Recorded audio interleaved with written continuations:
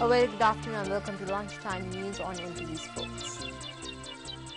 Taking a look at headlines, police ordered to inform court of whereabouts of Dhammika De Silva. Air pollution in Colombo decreased. Former IMF boss Dominic Strauss-Kahn faces charges of involvement in a prostitution ring.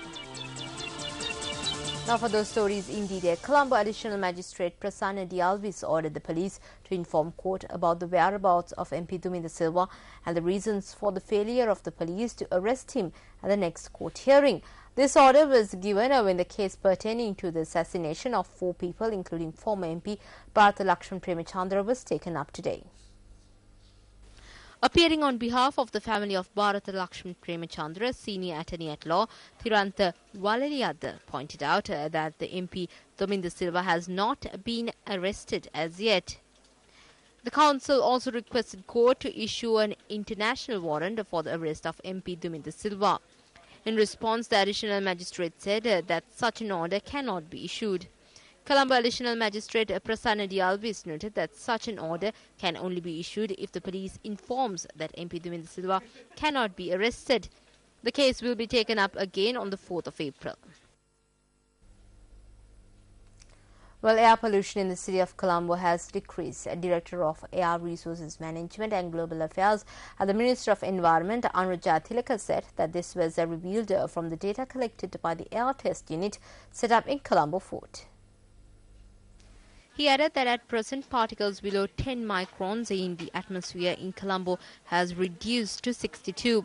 He went on to say that several new units will be established in the city to measure air quality. He also noted that steps will be taken to raise awareness amongst the public with regard to the quality of the atmosphere.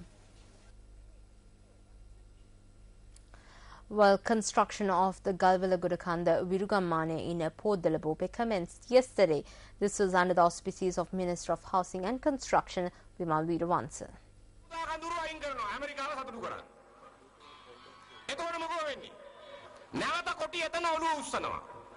Army camps are removed to police America. Then what happens? The tigers will rise again. Then the charge will come that the removal of army camps is betraying the country to the tigers. You will blame the government. Then when we try to move into a federal state with the devolution of power, you will feel uneasy. You will scold the government.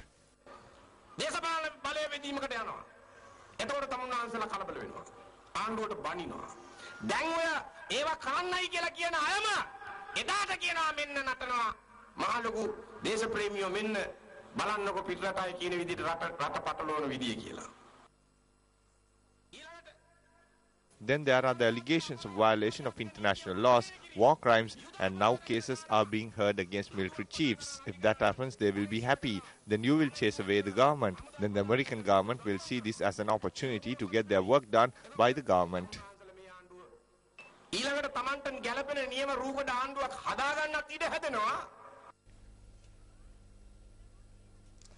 A TNA member of the Setikulam Pradesh Sabha has been arrested. Police media spokesperson SP Ajit Rohan noted that the Pradesh Sabha member was arrested in connection with a timber racket.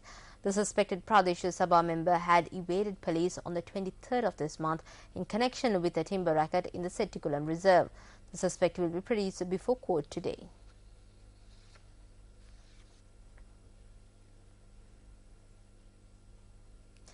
An agreement has been reached to buy oil from Vietnam at a concessionary rate. Secretary to the Ministry of Petroleum Industries, Dr. R.H.S. Samaratunga, noted that the agreement was reached after months of discussions with the Vietnamese officials. Secretary to the Ministry of Petroleum Industries also noted that a memorandum of understanding was signed between the two nations in this regard. Through this initiative, purified oil is to be imported from Vietnam at a concessionary price for a period of 6 months. Dr. R.H.S. Samaratunga added that an agreement has also been reached to buy crude oil from Oman as well. Well, 2 persons were killed in a motor accident on the Veerakatiya-Ranna main road. The police said that a bus had collided with a 3-wheeler last evening in close proximity to the Agrahara junction on the Veerakatiya-Ranna main road. The deceased were the driver of the 3-wheeler, who was a police constable attached to the Ambalandura police, and a passenger. They died after being admitted to the Veerakatiya and Madura hospitals. Another woman and a child who were travelling in the three-wheeler had sustained injuries and are receiving treatment at the Amatara hospital. Meanwhile, another person was killed in an accident close to the Kalhira Reserve Office at around 10 last night. The police stated that a motorbike had collided with a lorry. The critically injured cyclist had died after being admitted to the Warkapal hospital. The victim has been identified as a 34-year-old resident of the Alawa area. The driver of the lorry has been taken into custody and will be produced in court today. Still in local news, the police have commenced extensive investigations into an incident where former provincial councillor Sagar Senaratne is alleged to have been abducted. Police media spokesperson SP Ajit Rohana noted that a complaint has been received in this regard. According to the police complaint, Sagar Senaratne had been abducted from a location close to the Kotenag Vihara at around 7:45 last night. Subsequently, the police had located him in the jail area. Sagar Senaratne had said that the abductors had demanded a ransom from him. Well, day 2 of the first test between Sri Lanka and England is currently underway at the Galle International Cricket Stadium. Sri Lanka resumed day 2 on an overnight score of 289 runs for the loss of 8 wickets. The hosts got off to a good start, scoring 60 runs of the first over of the day, which was bowled by James Anderson. Runs to begin with then, straight difference. Ooh, now, beautiful delivery from Anderson. Overnight batsman Chanaka Velagedra was the first wicket to fall as he was clean bowled by Anderson for 19 runs. The weather, Velagedra was expecting the short ball. After adding 11 runs for the last wicket, skipper Mahela Jayawardena, who played brilliantly, was dismissed for 180 runs. Thereby, Sri Lanka were all out for 318 runs in their first innings. Anderson was the pick of the bowlers for England, bagging 5 wickets for 72 runs. Incidentally, this was his 12th 5-wicket haul in Test cricket. It's been under that cheering goal, and your opening bowlers picked you up 5 wickets. No wickets for the spinners. Panis.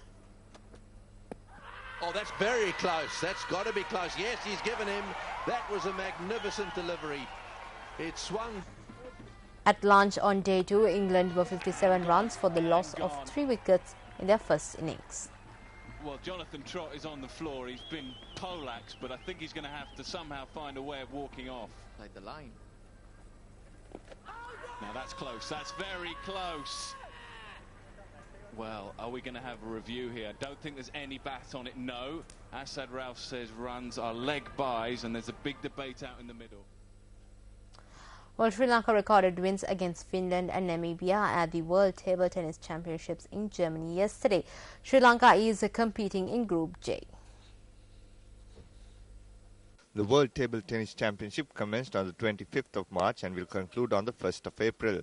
Sri Lanka played against Namibia in the men's category yesterday.